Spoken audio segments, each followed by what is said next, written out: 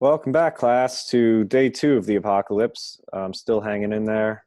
Still got my apocalypse sweatshirt. I've realized something today. Everyone's hair is going to get really long because I don't think anybody wants to go to a barber. And my beard's probably going to get back to where it was, and I don't know what's going to happen. So I think everyone by the end of this is going to have a look, the apocalypse look. So anyway, let's stop having so much fun and get into the math. Yesterday we discussed graphing these functions. Today we're going to talk about modeling. Modeling is just simply using a graph or a function to describe a real-world problem. So I've discussed in the past how, with sine functions, or cosine functions, like you'd have the sun at noon and then it can set and then it can rise. Like that would be an example of mathematical modeling. And that's what we're going to do actually over the next 3 lessons because it's that important. Before we get into that, let's just take a look at what was to be your entrance ticket, but I'll do it instead. And it says graph this function, okay, 4 cos 2x plus 5, and recall you need these things. So I like to hail a cab, right? And they need P as well. So C is easy, it's the shift 5. We've got the amplitude is always pretty easy, it's 4. The B value is 2, right? So you've got A cos bx plus c. That's what I mean by the a, the b, and the c value equals f of x. And now we need the period. Bp equals 2 pi. We know that b is 2, so 2p equals 2 pi. Divide both sides by 2, and you get p equals pi. Okay, using all these things, we can sketch a graph of this function. Let's use my xy axis. This is going to be my midline at 5. I'm going to go up 4 from here because that is my amplitude. So that's going to bring me to 9. And I'm going to go down 4. And that's going to bring me to 5 minus 4 is 1. So my graph lives between these two things, these. And it's a cosine function, so know these. I graph the cosine function, just doing a sketch, a rough sketch.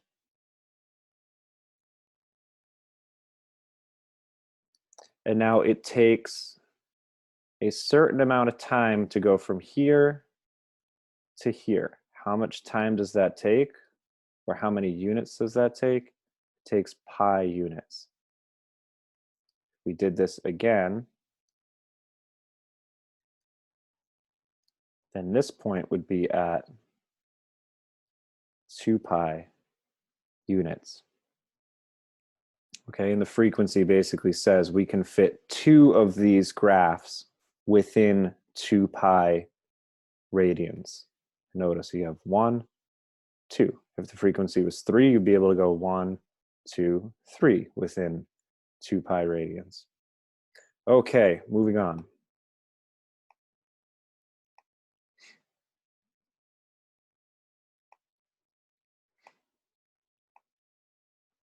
So modeling trig graphs, just recall A is the amplitude, B is the frequency, C is the midline. The amplitude is the highest minus the midline. You got your midline is the average between the max and the min. BP equals 2 pi, where P is the period. Okay, we're going to be modeling situations using sinusoidal graphs. We have to identify the key information that will allow us to find the amplitude, period, and frequency. Here's the thing with these problems. They're not that hard. but they're word problems, and everybody just freaks out when you see a word problem, because normally we're used to in math seeing, like, something like this, like 2x plus 3 equals 5, right? And nobody freaks out when you see that except for, you know, middle schoolers. But, when you have all these words and everything like this, and you got to find, okay, where is the 2x, right? Where is the plus? Where is the 5? It takes a little bit of work to go from the words to the equation, okay? So the equation is simple. Our answer is going to look really easy, but it's going to come from this big mess. And that's really what a lot of mathematics actually is. It's about taking things that are, messy, like life, and making them into something simpler, like a formula. So we're going to make sure that we read through the problem, annotate, and for graphing, we need to find the C, A, B, and P, and then graph. So the only thing different that we're doing today is, in order to find these things, right, these values, they're just going to be hidden. We have to pull them out of the word problem. That's really the only difference between today and yesterday. Okay. So we're going to have some keywords like amplitude and midline and maximum and minimum, right? All good things like that. Let's see. Period is going to deal with rotations, cycles, wavelengths. Okay, those are the keywords for period. Okay, so we're going to do this halocab, right? C is the midline, A is the amplitude, B is the frequency, and then you find the period. All right, exercise 1, classic. The tides in a particular bay can be modeled with an equation of the form D equals A cos B of T plus C, where T represents the number of hours since high tide and D represents the depth of the water in the bay. So what this is saying is that you imagine the water height in some bay, and after a certain amount of time, the water goes up. After a certain amount of time, the water goes back down, and then it goes back up, right? And if you do that up, down, up over time, well, what does that look like? Up, down, up. That looks like a sine function, right? It'll follow my hand. We go up, down, up, right? So that's how these things model it. And again, we know that the waves are going to go up and then down and then back up. And if we spread that out over time, it's going to look like a sine function. Or it could look like a cosine function if it started up and then went down and then started up, if we looked at the height. So just trying to give you guys a little intuition as to what the heck is going on here. Okay, so the maximum depth of the water is 36 feet. The minimum depth is 22 feet, and high tide hits every 12 hours. So the maximum depth, so determine the max. Well, that's 36. They tell us that. Good. What's the min? 22. Which means the midline is going to be halfway between these. 36 plus 22 over 2. Midline is the average of those. Let's see. 36 plus 22. So the midline is at 29.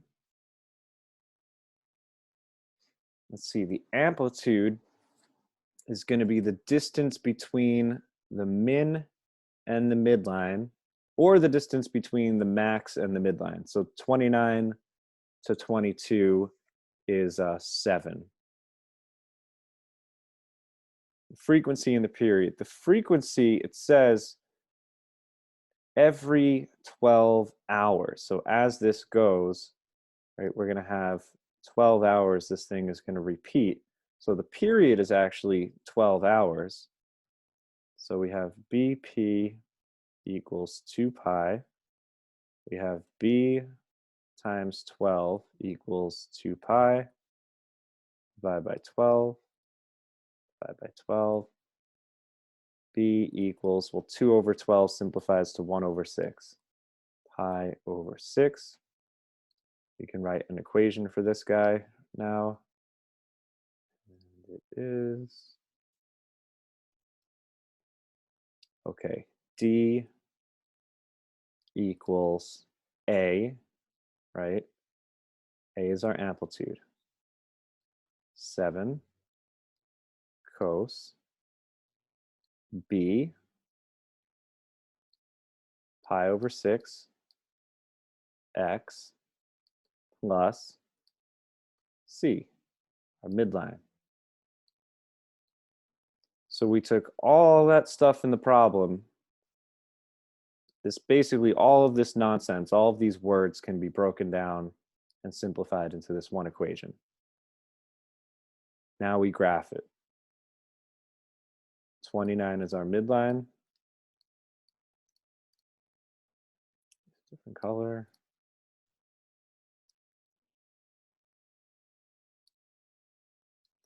We know our max is 36. Our min is 22. It is a cosine function. So we're going to start up here. We're going to come down, do this, and then do this.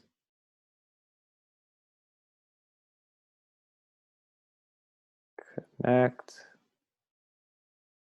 And let's see if this function makes sense. You go out to the water, okay? You go out to the bay or wherever this is, and you look out and you see that the tide is 36 feet high. And then you wait there and you wait there and you wait there. And as time goes by, the tide starts decreasing to 29 feet. And then it gets to low tide. Okay. And then as more time goes on, tide starts rolling in. It starts rolling and gets back to where it was. So the tide was here. It went down. Then it went back up. If you do that motion over time, you get that graph. And look, it took 12 hours for that to happen. If someone was to say, how long would it take to go from high tide to low tide? Well, you just take half of that. It takes 6 hours. Okay, understand this problem. If you get this problem, all you have to do with all the other types of problems is just kind of visualize, okay, it's a Ferris wheel. Wait, that has to do with high tide and low tide, right? It has something to do with a spring. Springs go from high to low, right? So do tides, right? Just visualize this problem, replay it as many times as you have to. Very important stuff. Okay, here we go. A yo-yo, right? What does a yo-yo have to do with tides? Seemingly nothing. Seemingly nothing.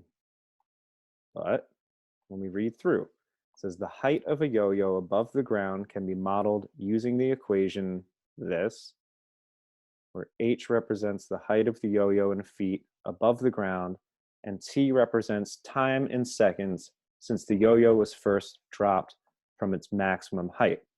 So let's think about this. You have a yo-yo, you drop it, it goes back up. So do the tides, right? The tides start high, they go down, they go back up. So we're actually going to be able to use the same function to model the tides as we are to model a yo-yo, right? Because the yo-yo over time, right? Say it takes you, I don't know, looks like it takes 2 seconds for it to go down and then back up. Over time, that's going to look like this, right? The yo-yo was up here, second passes, another second passes, the yo-yo comes up here. High tide, low tide, high tide. Same thing. That's kind of the cool thing about mathematical modeling specifically. So determine the maximum and minimum heights that the yo-yo reaches above the ground. Show the calculations that led to your answers. See, I haven't done this problem in a while. So we've got our midline, C, is 2.25. Our amplitude is 1.75. So the max is going to be the midline plus the amplitude. And the min is going to be the midline minus the amplitude.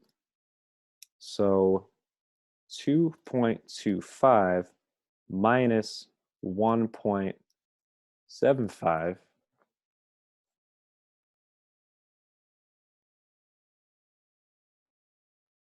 gives us 0.5.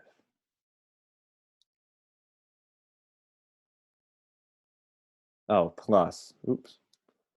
This gives us 2.25 minus 1.75 equals 0.5, and 2.25 plus 1.75 gives us 4. That made sense. I was like, how am I adding two whole numbers and getting something smaller? Okay, so the max is 4. The min is a half, or 0.5. How much time does it take for the yo-yo to return to the maximum height for the first time? So this yo-yo starts here, it travels down, it travels back up, right? It's 4, its lowest point is at 2, right? So its midline is at, I'm sorry, its lowest point is 1/2. The midline is halfway in between there, 2.25. And they want to know basically, what is this distance? Okay, well, we know that this distance is the period. BP equals 2 pi. B is pi. So pi times P equals 2 pi. Divide both sides by pi. And you get the period equals 2. What does that mean? 2 seconds. Takes the yo-yo 2 seconds to go down and then up. It seems kind of like a long time for a yo-yo, but I'm not an expert in yo-yos. So 2 seconds. Again, yo-yo starts up, goes down, goes back up. Tides start up, go back down, go back up.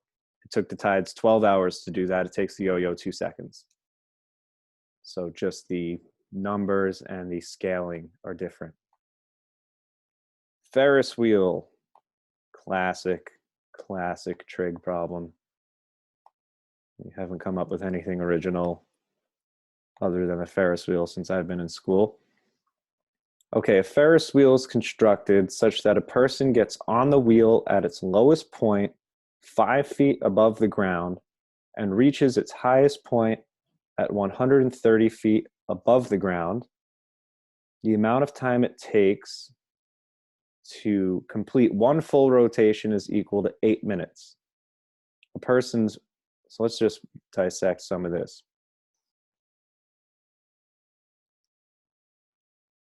They give us a lot right here. We got its lowest point is 5 feet above the ground. We have our minimum is 5 above the ground. Highest point, 130. 130. The amount of time it takes to complete one full rotation is 8 minutes. The period is 8. Okay. A person's vertical position, 8 minutes. I don't know what this is, typo. A person's vertical position, y, can be modeled as a function of time in minutes since they boarded t by this equation. Yep, we know that. models yo-yos, springs, tides, Ferris wheels. Sketch a graph of a person's vertical position for one cycle, then determine the values A, B, and C. You can go about this a couple of different ways. You can try to figure out the midline from these two. I'm just going to start graphing. By now, you guys know me. I just like getting the pen to the board and visualizing things. So I don't know what the midline is, but I know that it exists. I know the max height is 130. I know that the minimum height is 5 to get on the Ferris wheel. Now I think, okay, what is halfway between 130 and 5? So we're actually going to do 130 plus 5 divided by 2. So you may be thinking, the mistake that I see is, don't do it, is people do 130 minus 5 over 2. That's not right. That's not finding the average. If you had an 80 on an exam and you had a 70 on an exam and you wanted to find the average of those two, you wouldn't put subtraction. This would give you a 5. Your exam grade isn't a 5. You would add them.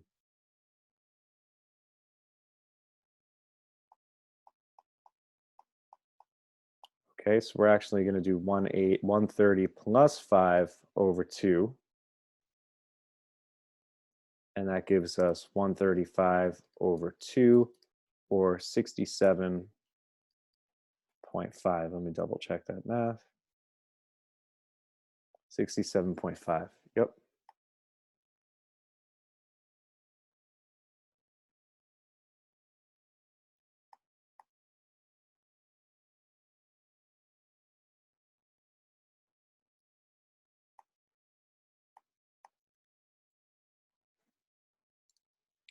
Okay, so 67.5. It is a cosine function.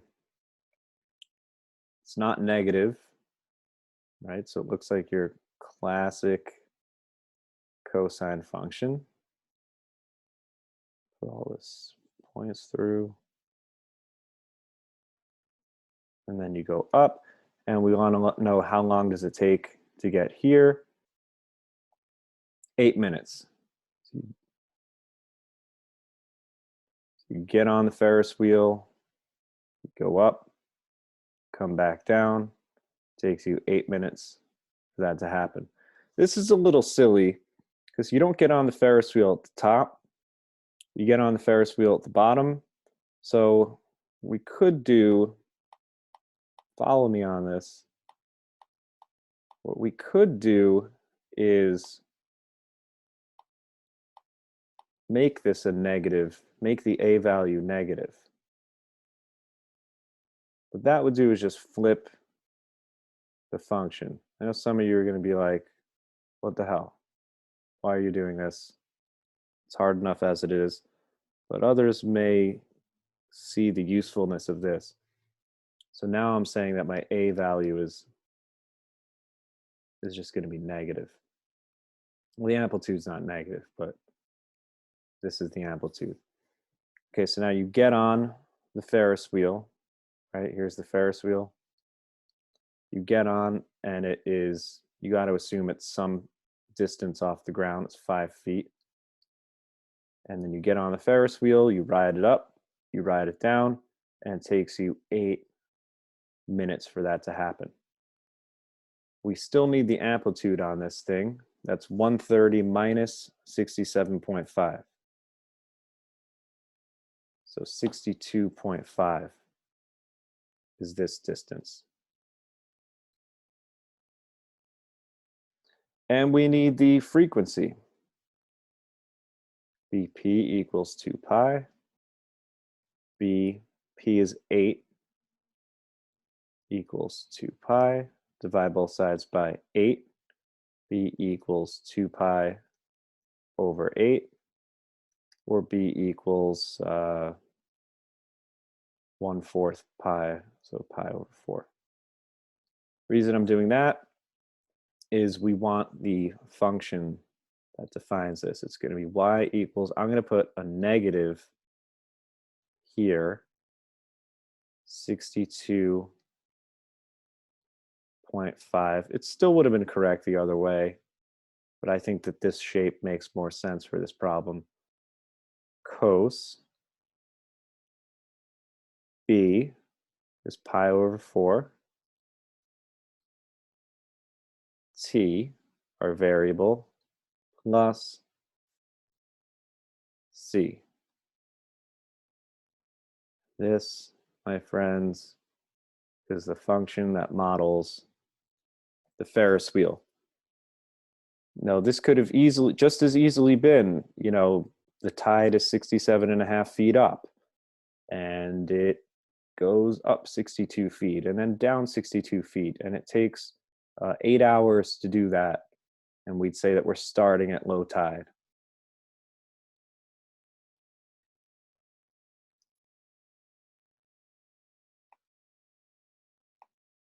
Okay, next. The possible hours of daylight in a given day. Oh, yeah, it's a good one. Because we have the sun. Anything that's cyclic, right? The moon goes around the earth. The sun goes around, I don't know, the center of the galaxy. The earth goes around the sun. The earth rotates on its axis. Anything that has some sort of cyclic nature where it starts in one place and predictably comes back to another place is going to be able to be modeled by these functions. And there are a lot of things in the world that have cyclic nature like that. Sound waves can be modeled in that way. So super important stuff. The course used to be trigonometry, and it used to basically just be all this stuff. And then they changed it to algebra 2. But it used to just be all this stuff. Okay, so let's see how daylight could relate to a yo-yo. Possible hours of daylight in a given day is a function of the day of the year. So that means that you input the day of the year. So say you input March 3rd, out's going to pop how many hours of daylight are on March 3rd. If you input, I don't know, the summer solstice, right, you would get a different amount of daylight than if you input, I don't know, whatever daylight savings time is. In Poughkeepsie, New York, the minimum hours of daylight occurring on the winter solstice is equal to 9 hours, and the maximum hours of daylight occurring on the summer solstice is equal to 15 hours. If the hours of daylight can be modeled using a sinusoidal equation, what is the equation's amplitude? You don't have to go through all the trouble. They gave us the max. It was 15. They gave us the min. It's 9. Just imagine this function for a moment. Imagine it's a cosine function. Okay, max 15. The min is 9. Means the midline is going to be halfway between 15 and 9. I don't know why I need a calculator to do this, but 12.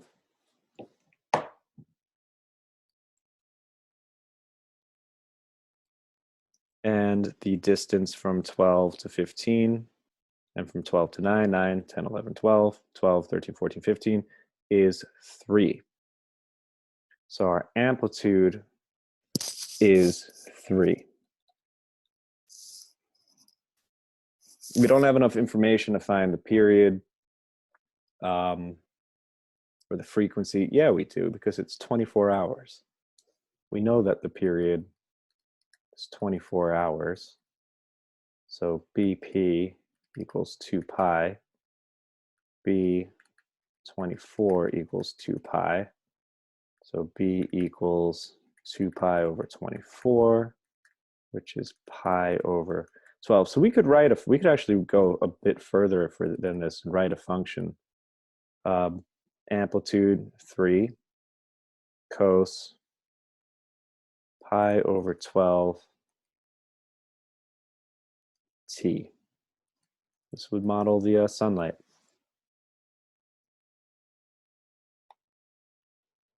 Pause if you need to take any notes. I'm going to clear this off right now.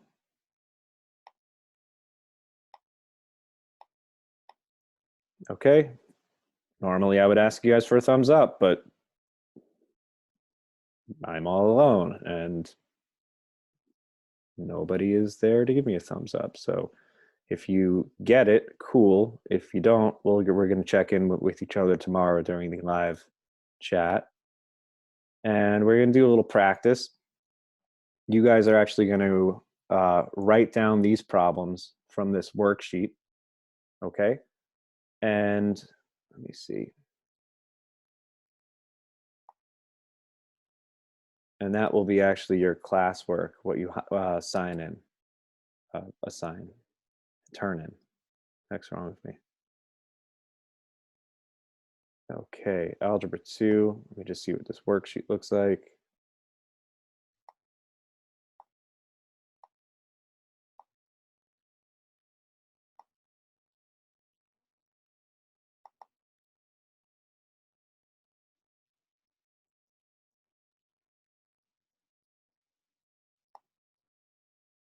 Okay, so this is the first problem on the worksheet. I will help you guys get through a little of this one. I don't want to give it all away. I'll help you guys get through a little of this one. So we've got a ball attached to a spring, which is stretched and then let go. So you got a ball, you're pulling it down, and then you're letting it go, right? Just imagine it.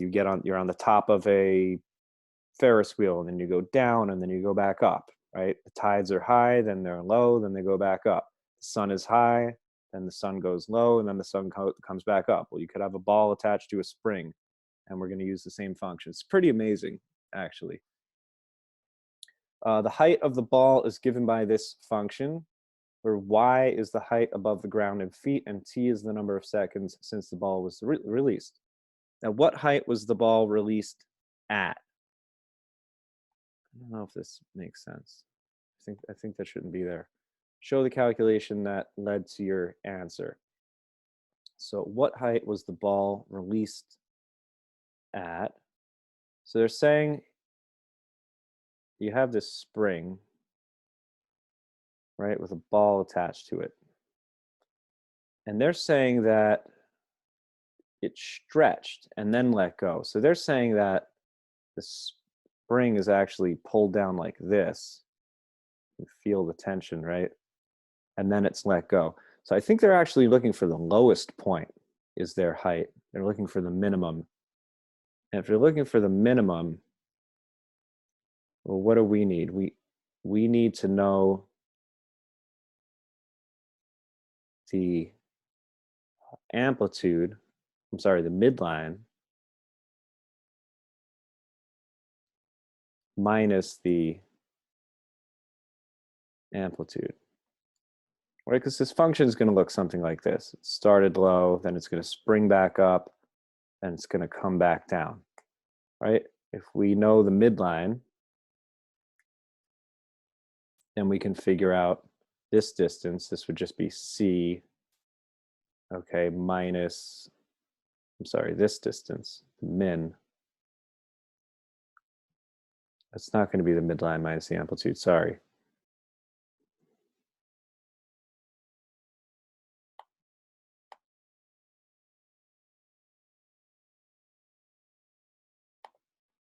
This one requires us to think.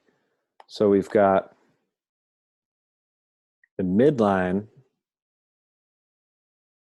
this is the amplitude. So normally c minus the min equals the amplitude. So if we're solving for the min, we would add it to both sides. And then we're going to get c equals the amplitude plus the min. So the min is going to be equal to the midline minus the amplitude. That makes sense.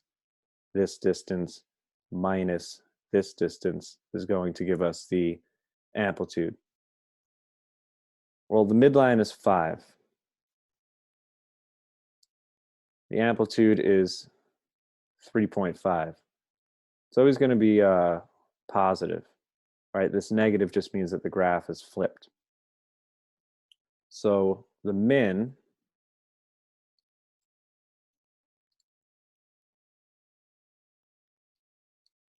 equals 5, okay, minus 3.5, 1.5. The max is going to be equal to the midline plus the amplitude. How many seconds does it take the ball to return to its original position? BP equals 2 pi. They give you B. Okay, so you're going to solve for P. And then draw a rough sketch. I've basically done some of that for you. You guys just have to fill in these things. So you would put the midline would be there. You would put the min, you would put the max, and then you would put the period, whatever that is over there. Okay.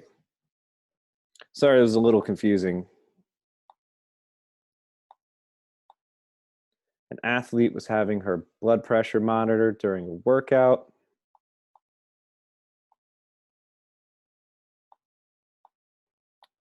Doctors found, so they're giving you the max,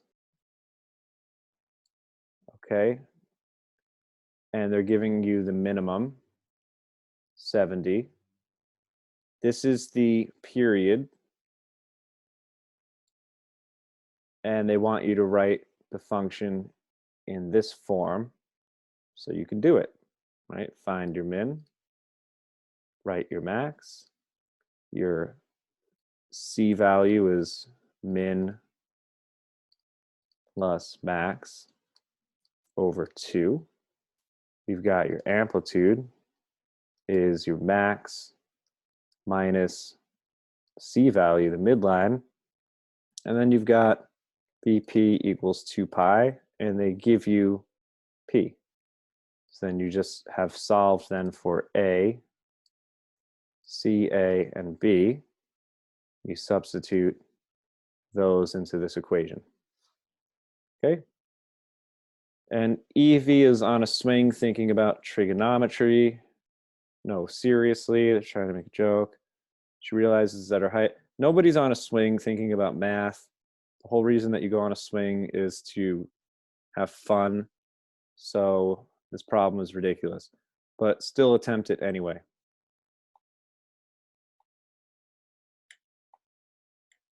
Oh, another Ferris wheel. Amazing. Okay, volume in a person. Oh, this is cool. Imagine that you breathe in, right? You breathe in and the volume, so your lungs expand, right? Your lungs expand as you breathe in, then they go down as you breathe out. They expand, they go down, right? It's like a spring. Spring, it's like the tides. It's going up, it's going down, it's going up, it's going down. You could model this using a sine function. This one, you're going to use a sine function. Just depends where it starts. Okay? But it's not really asking that. It's asking something a little bit different. When examining the graphs, should the scientist focus on amplitude, period, or midline to look for basically the depth of somebody's breath?